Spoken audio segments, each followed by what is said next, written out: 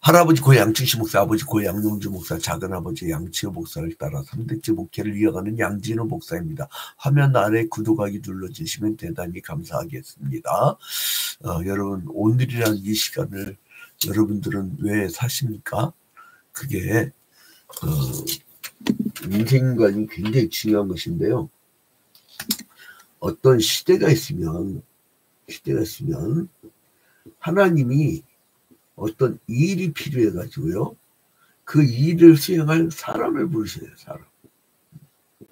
그러니까 우리는 뭐를 하는 사람이냐면 그 시대에 하나님의 일을 하는 사람이라고 하는 분명한 목적이 있습니다. 그래서 오늘이라고 하는 이 시대에 어떤 일이 벌어지느냐. 여러분, 왜 똑같은 성격인데 전 세계 방방곡곡에서 각기 자기가 출석하는 기회가 다르고 왜 듣는 메시지가 다르죠? 그건 뭐냐면은 그 시대적 사명이 다르기 때문에 그래요. 여러분, 남미의 상황하고 우리 대한민국의 상황하고 같습니까? 다릅니까? 같은 선진국이라고 해도 북유럽 같은 덴마크, 스웨덴, 노르웨이 이런 기독교 국가하고 우리 대한민국하고 같습니까? 다릅니까? 다르죠.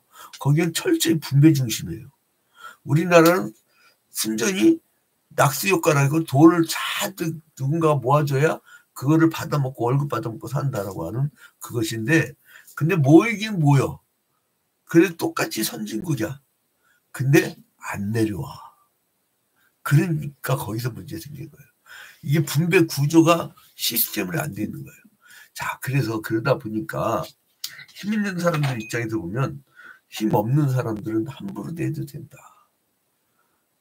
그러니까 여러분, 이게 계엄령이라는 게 뭡니까? 외부에서 쳐들어올 때 막아주고 여기서 간첩질 활동 못하게 계엄령을 딱 하는 거거든요.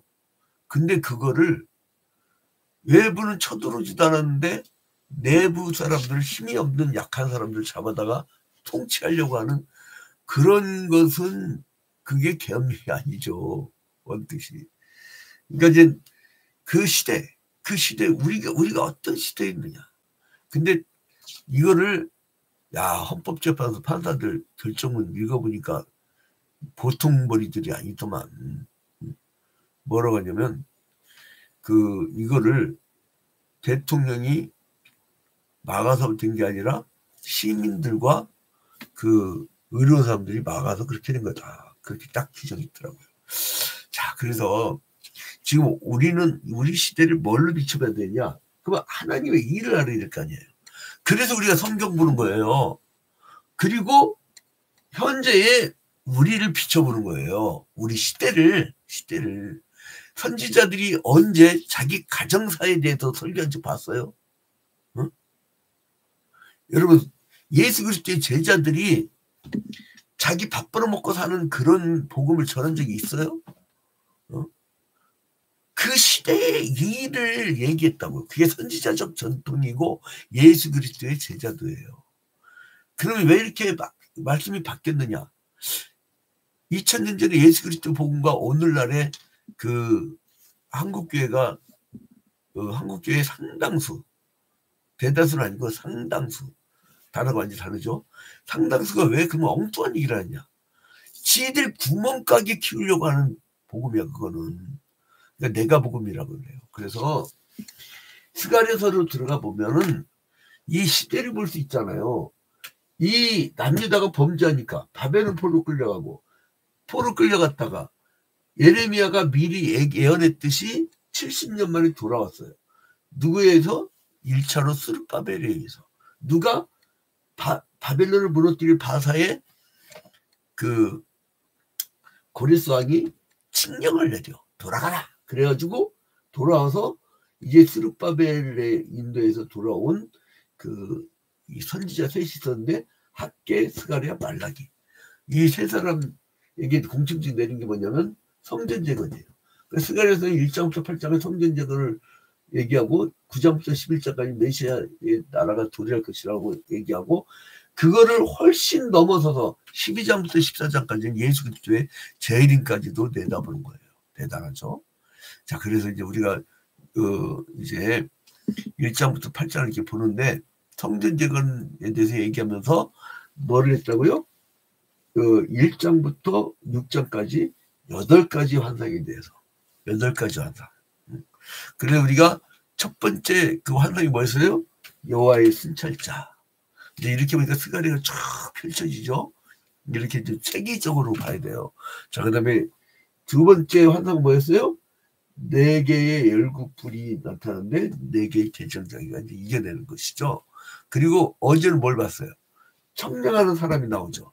근데 오늘은 그 4절에 보면 3장에 보면 오늘은 3장에서 뭐를 얘기하면 대제사장 여호수아에 대해서 나와요.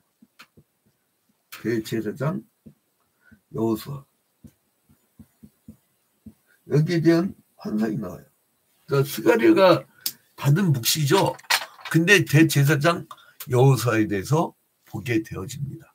자, 이 사람은 누구예요?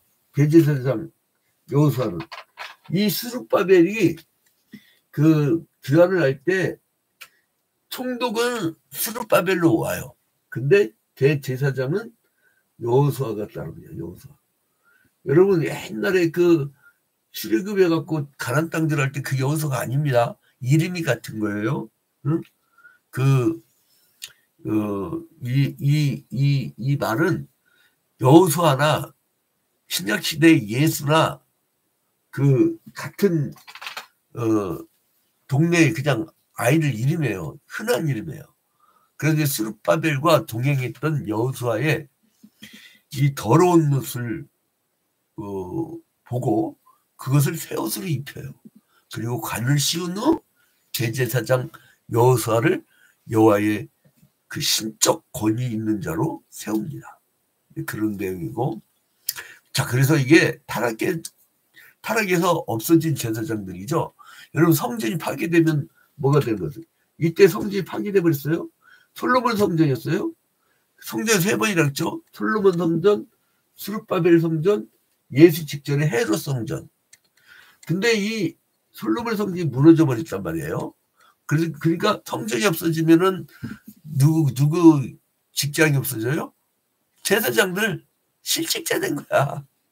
그러니까 이 민족이 타락하니까 성전도 회파되고 그 다음에 제사장들도 없어져. 그러니까 타락해서 민족이 전체가 타락하니까 제사장이 없어져요. 여러분 그 나라가 분배 구조가 그 엉망진창이고 나라가 타락하잖아요. 그 나라가 타락하면 어떻게 되냐면요. 제사장, 왕, 선지자적 직분을 감당해야 될 예수 그리스도의 제자도가 적어져요. 그래서 남은 자를 통해서 하나님이 마지막 날에 구원의 역사를 펼친다고 하잖아요. 타락에서 없어진 제사장의 권위를 채워줘요. 그게 내용이에요. 그래서 재건된 성전에서 제사를 집행할 제사장의 그 순결성을 또 확인을 해. 이놈이 진짜로 순결한가. 그러니까 그 구약시대 제사장은 신약시대 목사가 아닙니다. 차원이 완전히 달라요. 예수 그리스도의 3직이라고 하는데 구약의 왕직, 제사장직, 선지자직을 예수께서 다 끌어안고 이 3가지를 한꺼번에 이제 구약의 예수 그리스도의 3직이라고 하죠. 근데 이제 그 구약시대 제사장은 순결해야 돼. 오직 했으면요, 대제사장이 성소에서 지성소로 들어갈 때 휘장이 있는데 그 휘장 안에 들어갔을 때 죄가 조금 1년에 한 번밖에 못 들어가요. 죄가 조금이라도 있으면 죽어. 그러니까 가끔 가다가 이 대제사장이 들어가고 죽어버리래. 그러면 어떻게 딴 사람도 못 들어가 지성소 안에. 그러니까 어떻게 돼요? 방울을 달고 끈을 달아.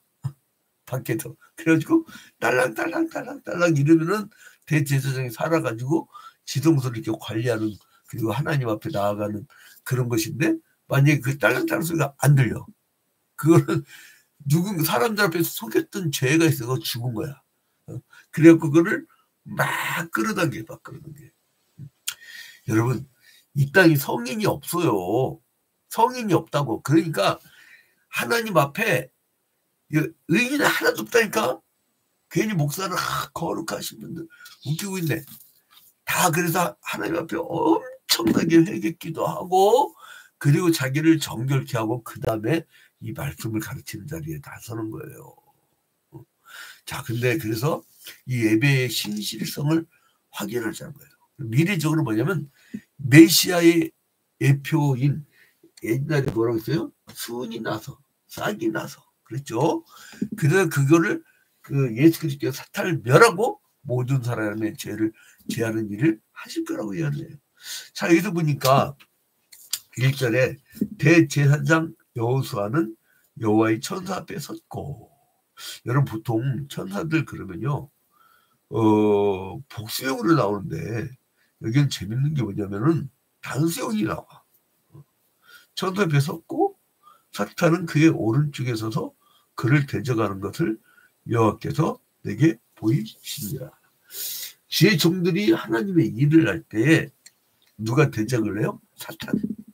근데 그 스가랴가 볼 때 인간 눈으로 스가랴가 볼 때는 천사지만 하나님 입장에서 보낸 이는 누구냐면 이게 사람 앞에 이렇게 나타나는 하나님 역할은 누구냐면 이거 단수형으로 썼으니까 이게 제2의 성자 아니신가. 제2의 성자가 구약시대에도요 가끔 이렇게 나타나는 십자가 가지고 그러잖아요. 그러니까 그 성부는 성자를 이렇게 보내셔요. 그러니까 그게 위격 본체는 하나이시나 격의 역할을 달리하시는 것 뿐이잖아요. 본체는 하나이지만. 그리고 성령은 뭐예요? 예수 그리스도의 영으로, 말씀의 영으로, 진리의 영으로 우리와 함께 하시죠. 자, 그래서 이제 아무튼 이 대제사장 여호수아가 이제 여호와 앞에 섰던 걸 봐요. 그리고 이제 여호와의 천사 앞에 섰고 제2의 성자가 아닌 게 추정입니다. 이거 추정. 근데 이제 사탄은 그의 오른쪽에 서서 그를 대적하는 것을 여호와께서 내게 보이시니라. 그러니까 하나님의 일에 대해서 누가 방해를 하냐? 마귀 새끼 사탄이 하나님의 일에 대해서 방해를 합니다.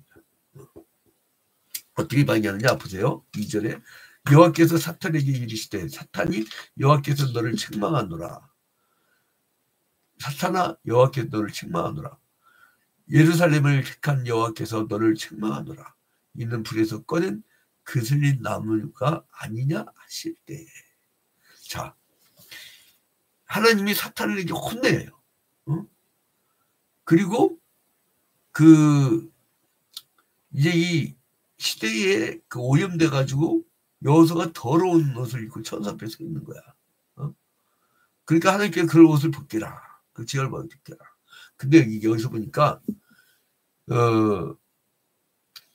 이 여호와께서 사탄에게 이르시되 사탄은 뭐 하는 놈이냐면 참사하는 자예요. 참사하는 자. 그 더러운 옷을 입고 자존감이 얼마나 낮겠어요. 이때 성전도 없고 성전 건축을 해야 되고 굉장히 자존감이 낮을 때란 말이에요. 그때 막 참소를 해. 야, 네가 뭘 할 줄 아냐? 야, 너는 자존감이 낮았고 너는 안 되는 사람이야. 여러분, 제가 우울증 환자들하고 상담을 많이 하거든요. 심리 상담을 하니까. 근데 상담을 해주면은요, 야, 그냥 밖에 나가서 햇빛만 보면 되는데 안 나가. 어두컴컴한 곳에 그냥 홀로 있습니다. 그리고 내가 이제 직장을 소개해주잖아요. 그러면 아유 면접 보면 봐봐야 안 될 텐데 그래요. 아니 특채를 해주기로 다 약속이 됐는데 안 가. 나는 안 돼요 그래. 그리고 뭔 일을 같이 하자고 해도 아유 틀렸어요. 해봤냐고. 해보지도 않고 틀렸어요. 안 돼요. 그게 마귀 새끼들이 하는 짓이에요. 그게 마귀 새끼들이 하는 짓이라고. 그러니까 여러분 에덴 동산에 나타났던 뱀이 마귀가 아니에요. 마귀가 뱀을 보낸 거지. 여러분 마귀 역할은 뭐냐면요. 자존감을 낮게 합니다. 부정적이 되게 합니다. 여러분 마귀의 말을 들었으면요, 그 출애굽도 안 됐고 가나안 땅도 못 들어갔어요. 아니, 홍해바다 못 건넌다는데 못 건넌다는데 어떻게 건너냐고. 건너 보지도 않고 지팡이 내밀지도 않고 안 된다는데. 자존감이 낮고 부정적이고 이러면 일이 안 돼요. 그러면 어떻게 하냐? 그런 사람을 빼고 일을 하는 거예요. 그거 괜히 앉혀놓고요, 막 그냥 코와 그러면 막 할 필요가 없어요. 여러분 직장이나 사회나 마찬가지예요. 그를 제외하고 일을 하면 잘 됩니다. 최근에 우리 YMC가 이제 재건을 하는데 초기처럼, 상립 초기처럼 이제 그냥 뭐 안 된다고 하고 안 따른 사람을 쫙 빼고 하니까 이게 잘 돼. 소수의 몇십 명도 안 되는 소수의 이사들이 딱 하니까 일 잘 됩니다. 그러니까 여러분 이거예요. 참선한 자가. 그러니까 하나님이 어떻게 해요? 여호와께서 사탄을 책망을 해요. 이는 불에서 꺼낸 그들린 나무가 아니냐. 이 사람들이 지금 포로생활을 오랫동안 해갖고 자존감이 낮아요. 사마리아인들이 그 성전 건축을 그 방해하니까 또 금방 관둬버려요. 이런 상황에서 이 불에서 꺼낸 그슬린 나무 뭐냐면 불에 타긴 탔는데 겉에는 살짝 탄 거야. 그거는요, 소나무 같은 거 있잖아요. 껍데기 이렇게 벗기면 그거 다시 살아나요. 그러니까 살짝 끄슬린 거야. 우리가 그 상처를 입어도 살짝 끄슬린 거야. 살짝 끄슬린 거기 때문에 하나님께서 네 원래 그 나무는 안 탔다 이거예요. 끄슬린 나무가 아니냐. 여러분 문제가 있죠? 살짝 있는 거예요. 살짝 있는 거라고. 그러면 하나님께서 그 더러운 옷을 그 입고 있는 여호수아의 옷을 천사가 왔고 이제 벗기고 이제 어떻게 하냐면 그 네 자신감을 가지라면서 아름다운 옷을 다시 입히고 그리고 정결한 관을 씌우고 5절에 보니까 그리고 이제 정결한 관을 머리에 씌운 다음에 그 옷을 입히고 그 천사는 여호와의 곁에 섰더라. 그래서 이제 하나님께서 이제 뭐라고 하냐면은 이제 그 일곱 눈이 얘기하면서 전쟁을 쭉 감망하는 거죠. 근데 거기서 이제는 나중에 10절 아까 우리 읽었죠. 만군의 여호와가 말하노라. 그날에 너희가 각각 포도나무 무화과 나무 아래로 서로 초대하리라. 이때 이제 포도나무 대신 예수 그리스도가 오셔서 이제 너희들의 그 낮은 자존감을 세워주실 것이다. 과거에는 죄인이었지만 율법 아래 다 죄인이었지만 이제 예수 그리스도의 복음으로 이제 예수를 믿기만 하면 구원을 받는 간단한 구조로 바뀌는 그런 역사가 있다는 거예요. 여러분 오늘 하루 우리가 살 때 자존감 사람이 무서웁니다. 내가 해보니까요. 그 심리상담사 다 니나 잘하라고 그래요. 내가 죄송하지만요. 우리나라 대표적인 그 심리상담사들 있죠. 가정상담? 웃기고 있네. 많은 수가 이혼을 했어요. 지가 이혼을 했다니까. 지가. 내가 해보니까 다 인간적 방법입니다. 성령이 옷을 바꿔줘야 돼. 내가 내린 결론이에요. 그래 여러분 그냥 나가서 전도하면 전도 안 돼요. 글을 해서 한참 기도하고 만나보세요. 사람이 바뀌어 있어요. 여러분 그게 성령의 능력입니다. 나의 능력이 아니라 성령의 능력으로 업체 거래처 사람들도 만나고 성령의 능력으로 이제 가정도 인도하고 성령의 능력으로 국가와 민족 사회에 참여를 하시기 바랍니다.